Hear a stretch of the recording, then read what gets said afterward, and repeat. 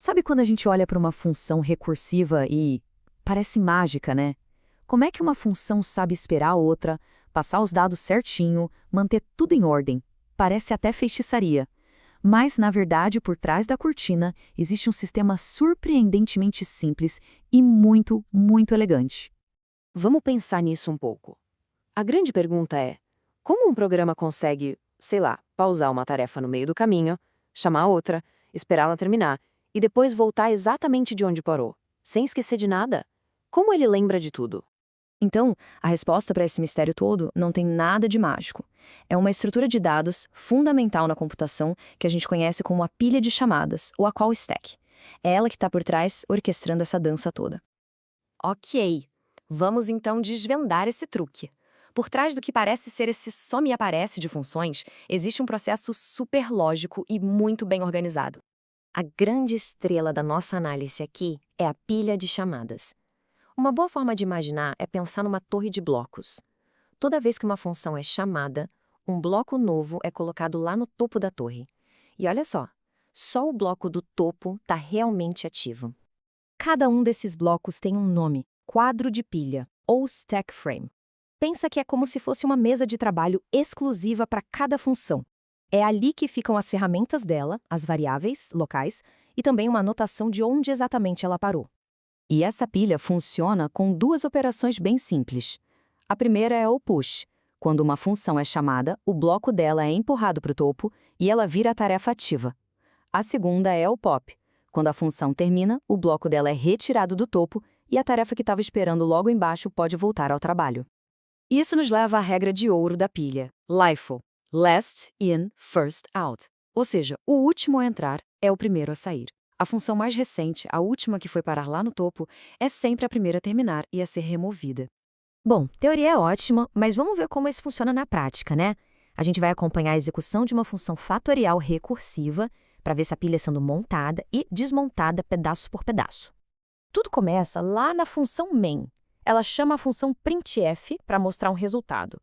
Na hora, o quadro da main é pausado e um quadro novinho para printf é colocado na pilha. Agora, a printf é a função ativa. Só que tem um detalhe. A printf ainda não consegue imprimir nada, porque ela precisa do valor de fatorial de 5.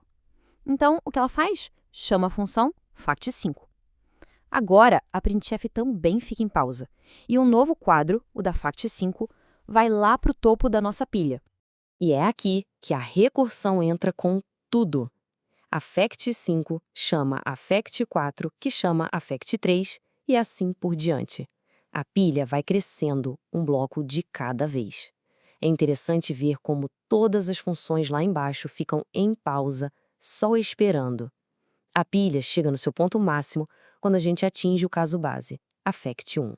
Só ela está ativa, lá no topo de uma torre de tarefas congeladas. Chegamos no pico. Agora, a mágica vai acontecer no sentido contrário. A pilha vai começar a diminuir e a cada passo que a gente desce, um pedacinho da resposta final vai sendo construído e passado para a função de baixo. E este aqui é o ponto da virada. A fact não precisa chamar mais ninguém. Ela pode simplesmente retornar um valor. E quando ela faz isso, o trabalho dela acaba, e o seu quadro é o primeiro a ser tirado da pilha. E o valor que ela retorna é 1. Simples assim. O trabalho dela está feito, o quadro é removido, e esse número 1 é a pecinha que vai destravar tudo. Ele é passado de volta para quem? Para a fac2, que estava lá, quietinha, em espera, e agora volta ativa para poder usar esse valor. O fact2 pega esse 1, calcula 2 vezes 1, retorna 2 e pronto! O quadro dela também é removido da pilha. A partir daqui é um efeito dominó. A fact3 recebe o 2, calcula e retorna 6 e também sai da pilha. Em seguida, a fact de 4 pega esse 6, retorna 24 e o quadro dela também desaparece. Até que, finalmente, a chamada original, lá a fact5, recebe o 24, faz o cálculo de 5 vezes 24 e nos entrega a resposta final, 120. E o ciclo se fecha. Depois dessa jornada toda, o valor 120 finalmente chega de volta na função printf, que estava lá esperando pacientemente.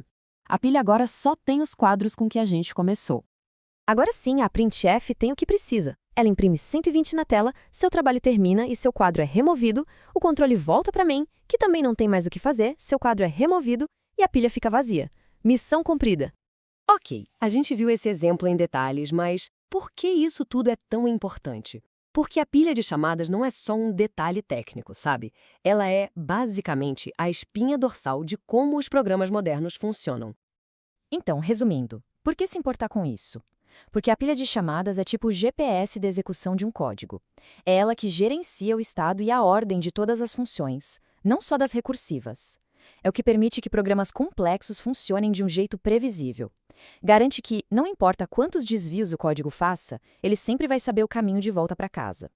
Esse sistema todo é muito elegante, da estrutura, da ordem, mas ele não é infinito. E aí fica a pergunta, né? O que acontece se uma função recursiva, por exemplo, nunca encontra seu fim? Se ela fica empilhando um quadro atrás do outro sem parar até esgotar o espaço? Bom, isso aí causa um dos erros mais famosos da programação, mas essa já é uma outra história.